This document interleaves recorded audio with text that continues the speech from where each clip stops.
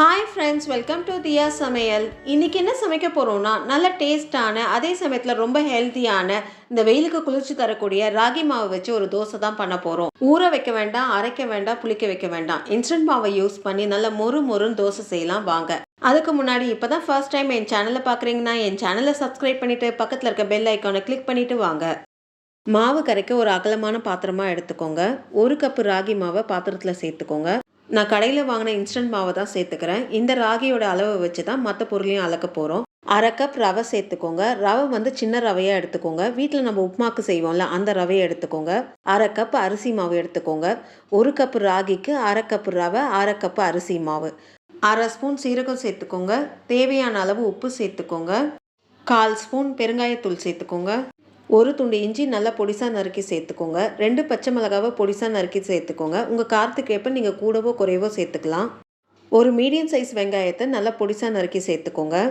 1/4 கை கொத்தமல்லியை பொடிசாக நறுக்கி சேர்த்துக்கோங்க. கை வச்சு எல்லாம் ஒன்று சேர நல்லா பெசரி விட்டுக்கோங்க. எல்லாம் ஒன்று சேர நல்லா பெசரி விட்டாச்சு. இப்போ நம்ம தண்ணி சேர்த்து கரைச்சி விட்டுக்கலாம். ராகி மாவு அளந்த கப்லேயே நான் தண்ணி அளந்து ஊற்றிக்கிறேன். ஃபஸ்ட்டு 2 கப்பு தண்ணியை ஊற்றி கட்டி இல்லாமல் நல்லா கரைச்சிக்கிட்டு அதுக்கப்புறம் திக்னஸ்க்கு ஏற்ற மாதிரி நம்ம தண்ணியை சேர்த்துக்கலாம். விஸ்கை வச்சு கரைச்சிக்கோங்க. அப்போ தான் நம்மளுக்கு ஈஸியாக கரைக்க வரும். ஒரு வேளை விஸ்கு வீட்டில் இல்லைன்னா நம்ம ஜல்லிக்கரண்டி இருக்கும்ல அதை வச்சு கரைச்சிக்கோங்க. ஏன்னா அதில் ஹோல்ஸ்லாம் இருக்கிறனால ஈஸியாக கரைக்க முடியும்.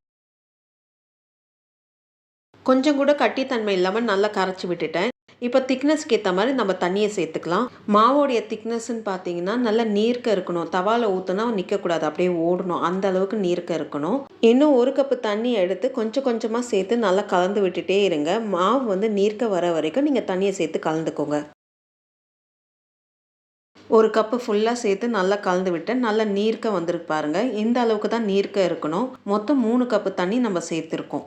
ராகி தோசைக்கு மாவு ரெடி ஆகிடுச்சு. நீங்கள் இப்போ உடனே தோசை ஊற்றிக்கலாம். இல்லை ஒரு 10 நிமிஷம் ரெஸ்ட் கொடுத்துட்டு நீங்கள் அப்புறம் கூட தோசை ஊற்றிக்கலாம். நான் மாவு கரைச்ச உடனே தோசை ஊற்ற போகிறேன். தோசைக்கான சட்னிலாம் நான் ரெடி பண்ணிட்டேன். இப்போ தோசை ஊற்ற வேண்டியது தான். தோசை ஊற்ற ஒரு தவா எடுத்துக்கோங்க. தவா நல்லா காஞ்ச பிறகு லைட்டாக எண்ணெயை தேய்ச்சி விட்டுக்கோங்க. எண்ணெயை தேய்ச்சி விட்ட பிறகு நம்ம கரைச்சி வச்சுருக்க மாவை ஒரு வாட்டி நல்லா கிளறி விட்டுட்டு அதுக்கப்புறம் நீங்கள் தவாவில் ஊற்றுங்க. ஏன்னா நம்மளுக்கு மாவு வந்து கெட்டியாக அடியில் தங்கிட்டு மேலே வந்து தண்ணியாக நிற்கும். அதனால் ஒவ்வொரு வாட்டி நீங்கள் தோசை ஊற்றும் போது நல்லா கிளறி விட்டுட்டு நீங்கள் ஊற்றுங்க. 1லேருந்து 1.5 கரண்டி மாவை தோசைக்கல்ல நல்லா சுற்றி ஊற்றி விடுங்க. நம்ம தோசை கரண்டியை வச்சு விரிச்சு விட முடியாது. அதனால் ஊற்றும் போதே நல்லா சுற்றி ஊற்றி விடுங்க. அங்கங்கே கேப்ஸ் இருந்ததுன்னா மாவை வச்சு ஃபில் பண்ணிக்கோங்க.